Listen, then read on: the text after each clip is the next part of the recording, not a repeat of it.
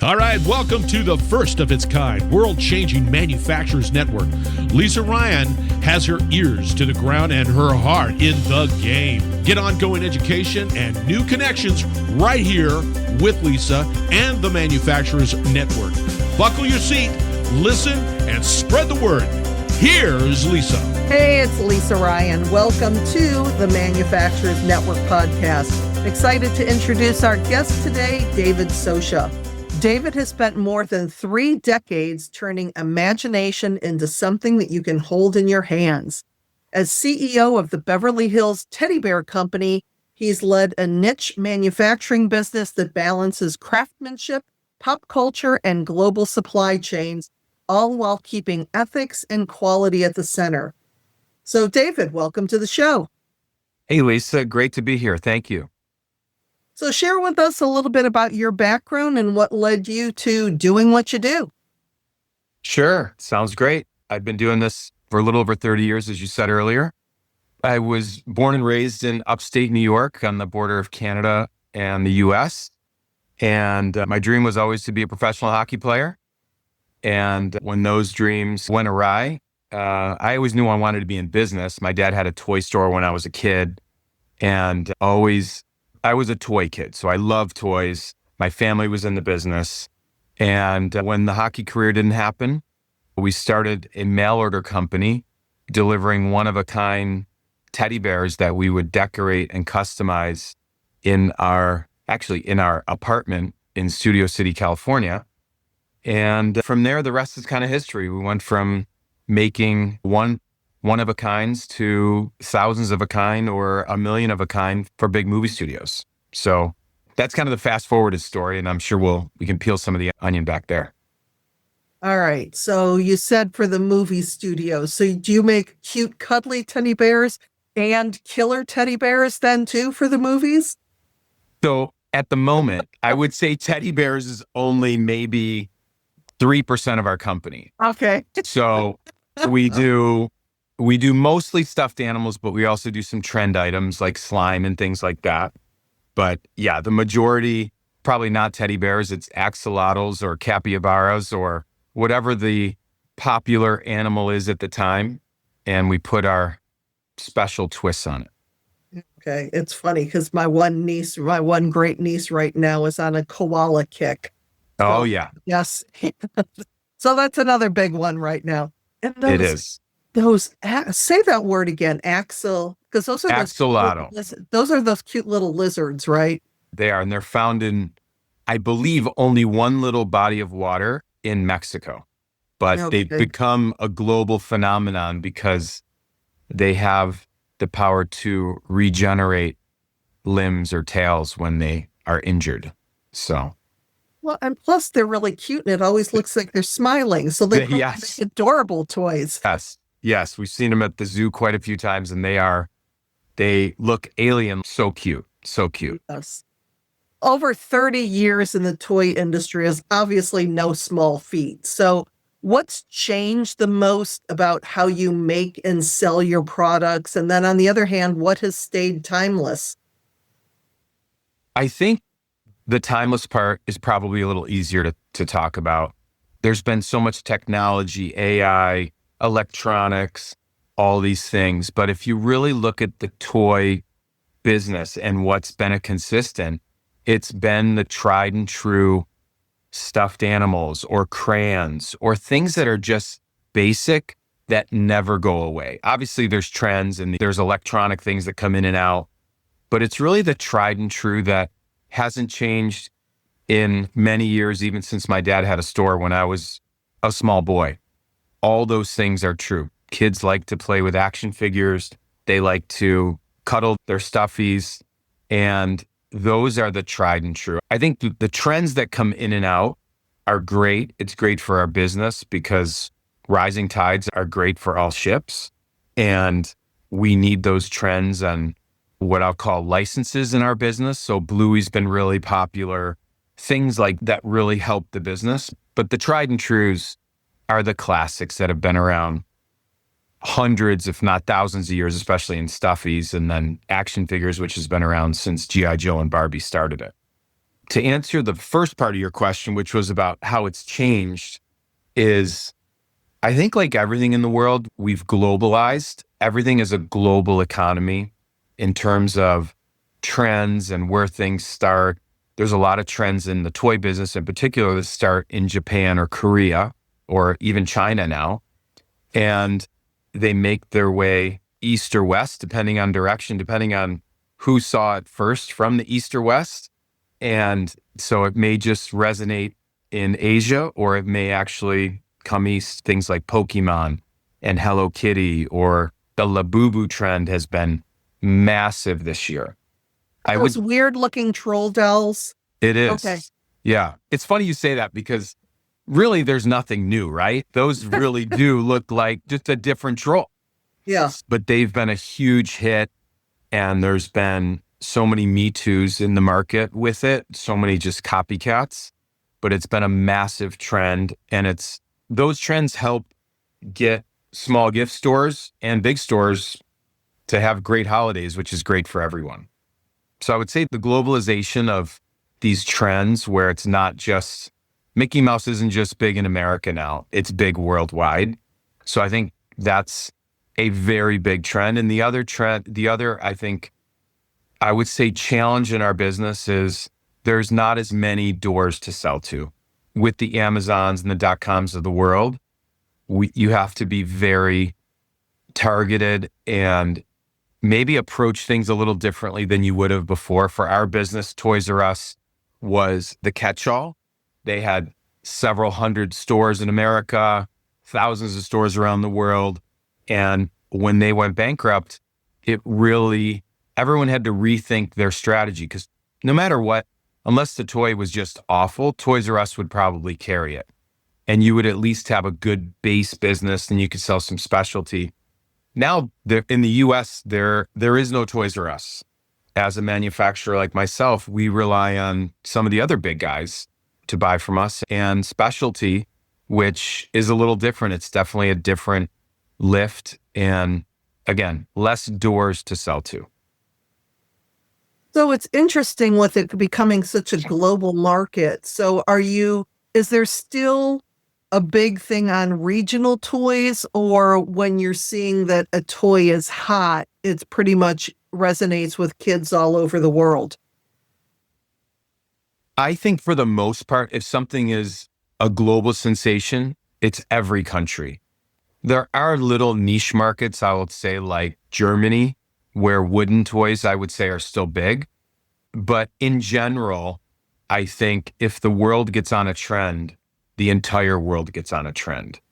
Just with social media and the internet and just everything, that we're all so connected now that if a star in Asia picks up a toy and all of a sudden, oh, wait, that's a star in Asia, and there's a lot of, obviously we have a big Asian population in the US, they're watching that, they see that, they might start the trend. So it's just a global community, and the popularity of a character really doesn't depend on its birthplace. Interesting. So speaking of trends, and with everything moving so fast, what are some of the practices that help your company stay nimble while protecting craftsmanship and brand trust? We don't just go make products. We really have a thought behind everything that we make. And if I was going to give you a sales pitch, we just take the stuffed animal and we try to make it better. So our premier brand is called World's Softest Plush. And it's not just a gimmick. We really expect when someone to pick it up that they really believe it's world's softest. We have our own proprietary fabric called Lush Tech, and it's just different. And we do that with all of our toys that we do. We just try to make it that little bit better. And we want that second moment of truth, especially if someone's giving a gift or if someone's buying it online. We want, when they open that box, to be thrilled with it. We don't want just them to be okay with it. We want them to be thrilled, like, wow, this really is the world's softest, or this really is better. I think that's our secret sauce, if we had a secret sauce to the recipe. And I could go on. We have a very talented team. I wish I could take the credit for all of our product development, but I can't. We have a very talented team from all walks of life and all different strengths to help us achieve our goals of being that just a little better. So I know that you have a big focus on ethical manufacturing, which obviously is a phrase that gets thrown around a lot. So what does that mean to you in your day-to-day operations? Sure. We obviously subcontract, we design and do everything in our offices, but we subcontract the work out to various places. And what's important for us is that we visit every factory. We visit every manufacturing facility that we would ever use. And we meet with the owners. We walk the floors of the factories, making sure that they are up to snuff, right? We have, where we are, there's a lot of other options to not be. It's tough. It's tempting, right? We could make it cheaper. We could cut corners, make more profit. We really look at business with 100-year lens. I want my great grandkids to be running this business. I've been doing it for over 30 years in this business. We've had a lot of family in our business, out of our business, but really the fabric of the business is a small family business. We've had opportunities to be acquired and go different, but really the goal is to have that 100-year view and say, how are we building a base of our brands that can be legacy brands, as we call them in any business, right? We all want an evergreen or a legacy brand that can just go on for 100 years. It's interesting because I know that one thing a lot of manufacturers think about is who's next in the succession planning. Are my kids going to want it? Or you mentioned your grandkids taking over in an ideal, perfect world. So what are some of the things that you have put in place or that you are putting in place to keep that family business, that feel, and encourage future generations related to you to stay with the business? Sure. My wife and I, we have 6 kids. So Hopefully at least one of the 6 like it. We've had a couple of our older kids work in the business, do trade shows, do things. And we think it's a really fun business. It's really hard. There's a lot of competition. It's a really, I don't want to say dog eat dog because there are some great people in the toy business, but like in any business, there's people out there who are not wishing you success, but we believe that we're just trying to do it different. We don't need to triple our company this year.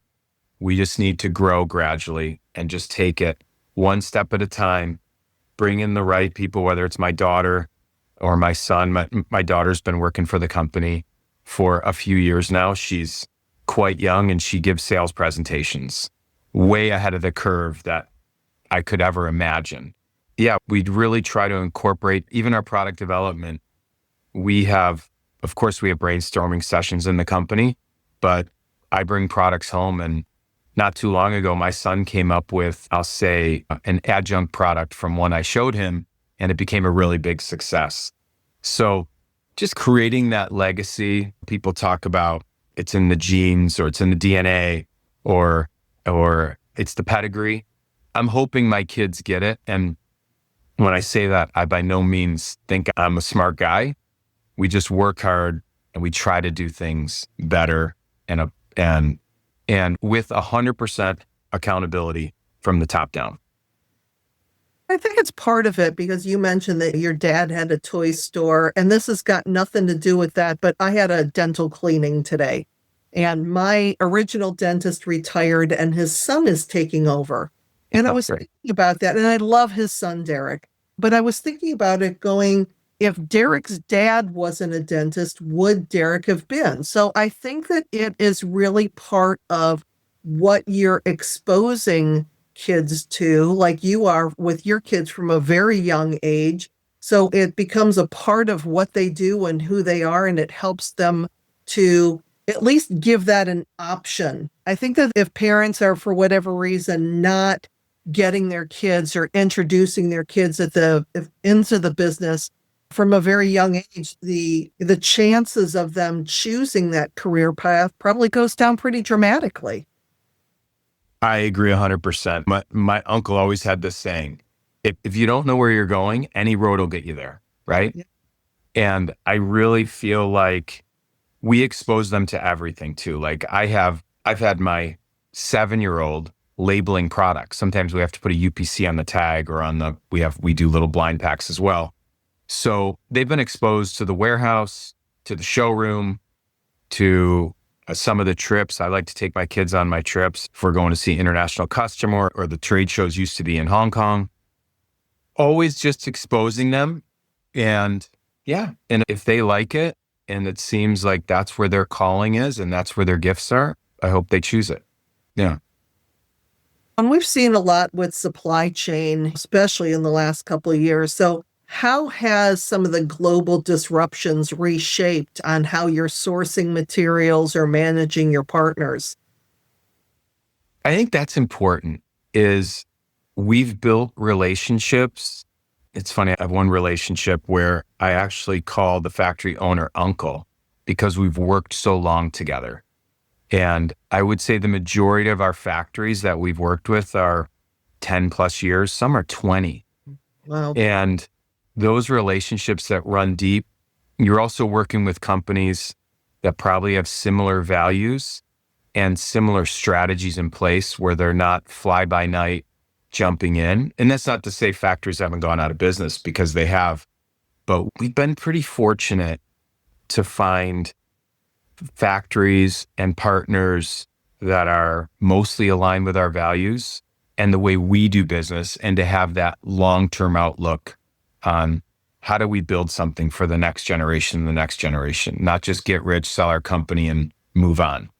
And another thing that is on the minds of everybody, of course, is workforce. And with manufacturing, talent is tight everywhere. So what are some of the things that you're doing to not only attract people to come and work for you, but to keep employees who care about the work you do as much as you do? I think that's where it comes in to do things a little better, right? If we're just a commodity maker, then it's just a race to the bottom for the price. And not a lot of people are interested in that. I'll be honest. I think especially this next generation, and they want to be part of something that has a vision and a dream. And they don't want to be part of making landfill. It's to say it, that's it crassly, Right. but Yep. they want to make things that are nicer. I had a call with a lady from South Africa, and uber successful businesswoman, invests in all kinds of companies around the world. And I just remember her saying, I want a toy that is like I used to have when I was a kid. And she said, I want something that's going to last and be that legacy toy. And I don't know why that's stuck with me for so long, but it just has. And she's so right, is there's so many things out there that we, especially as Americans, we buy and just discard. We want them to buy our product and love it so much that they're going to have it on their bed and they're going to pass it along to their kids or whatever it might be. So that's really how we look at our business, is just doing things better. And in terms of getting workers, I think they notice that you're trying to do it different. You're just trying to be that step above. And it's not always about the top line. It's about what got you to the top line. And is it something you can be proud of?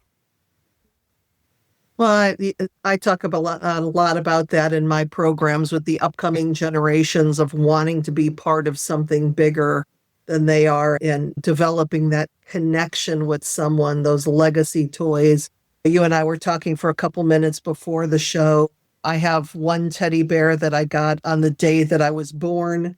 I have one that got me through my teenage years. And as many times as I've gone through my stuff and done clean outs, it's like I just could not get, I couldn't separate from Velvet, the teddy bear. She was my pillow for a lot of years too. Fantastic. But I think that there's a special feeling that we probably all have when we think about our favorite toy or a favorite moment with a toy, no matter what it is.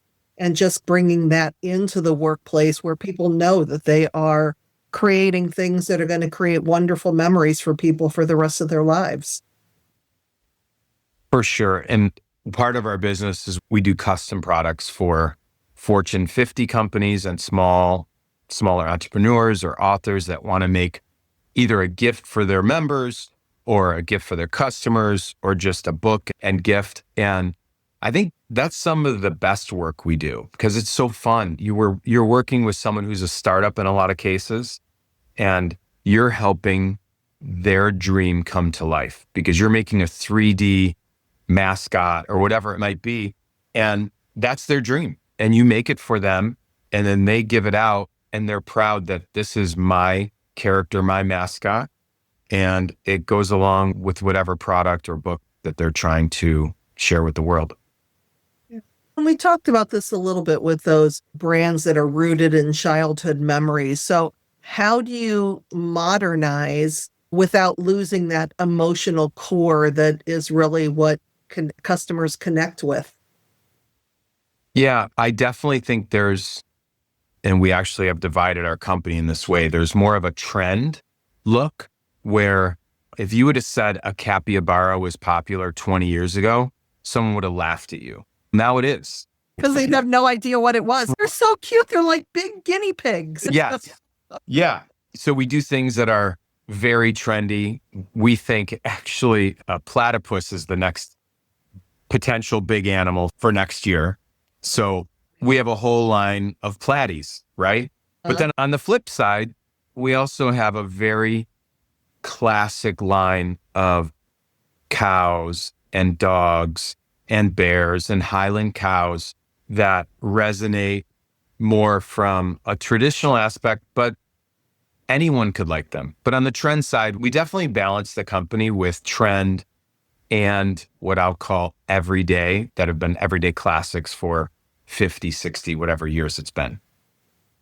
So you mentioned platypus may be coming. So what was the one, if there was one that you think about that you thought would be a big trend and then just fell flat and nobody wanted? So it's funny because we talked about it a minute ago, and I don't want to say we've always been a leader in plush. We've been pretty good at catching some of the trends. Duckies are really hot right now. We have a huge ducky line. It's doing well, but probably about 8 years ago, we thought koalas were going to be massive. And you and I were just talking about a koala. Yeah. And koalas were nailed to the shelf. I don't know why, because they're so cute, but that was one we picked about 8 years ago that just didn't work. Now, koalas are working. So it's just very cyclical as well. Some animals come into style or out of style. And whether it was the Australian fires that got koalas back to the front of everyone's mind, I don't know what it is, but now they're big again. So I have one of my great nieces. She just started koalas, and I have another great niece that I think she's 7 now, and she has been a flamingo girl since. Oh, my daughter loves flamingos. That's her. Yeah. So for leaders who are trying to stand out in a crowded market, what's one small, consistent action that's made the biggest difference for you? In the manufacturing space in particular, make great product. Truly, make great product. If you're making Me Too product, you're copying other people, you're doing, in the long run, it doesn't work. And I think make unique and great product and hold your standards up there. That would be, if speaking from a manufacturing point of view. So as we're getting to the end of our time together, is there anything that I should have asked you or that you wish that I would have asked you that you would like to share? You know, it's funny, Lisa, watching your videos, I think you and I are very similar. And the only thing I would share is that when you're a manufacturer and you're in the business that we're in, there's so many setbacks. You mentioned them earlier, from supply chain, price disruptions, whatever, tariffs, whatever it might be, going all over the world. And we sell globally on a daily basis. So there's always different things to maneuver. But I think some of the best advice I ever got from some of my mentors was just be consistent and show up every day. Those problems will be blips in the radar, but just always see the horizon, always see the light at the end, and try not to get stuck in all the weeds, because there's so many weeds when you're running a company, especially today. There's just so many little facets and things, and we're a global company. So we might have a problem in France today, and that problem could migrate to Canada tomorrow, and we just have to just keep on the path. I think that's probably some of the best advice I could give to a young entrepreneur or a young manufacturer in the business. Just have your eye on the goal and on the horizon, not in the weeds. David, if somebody would like to continue the conversation with you, what's the best way to get in touch? Sure. You're welcome to email me at david@plush.com. You're welcome to friend me on LinkedIn, David Socha. It says, toy company at the top. So yeah, feel free. Go to any one of our websites, plush.com. There's a lot of contact links. Awesome. David, thank you so much for joining me today. It's been a pleasure having you on the show. Lisa, great to be with you, and keep doing the great work. I'm Lisa Ryan, and this is the Manufacturers Network podcast. We'll see you next time. Thanks for listening to the Manufacturers Network podcast. Do me a favor and share this podcast with your friends and colleagues so we can grow this network and connect more fantastic folks just like you. You can either send your buddies to the website at manufacturers-network.com or share the Manufacturers Network podcast on your LinkedIn, Facebook, Twitter, Instagram, or wherever you and your industry friends hang out. The bigger and faster we grow the network, the stronger and deeper the community we'll all have. Thanks again, and I appreciate you.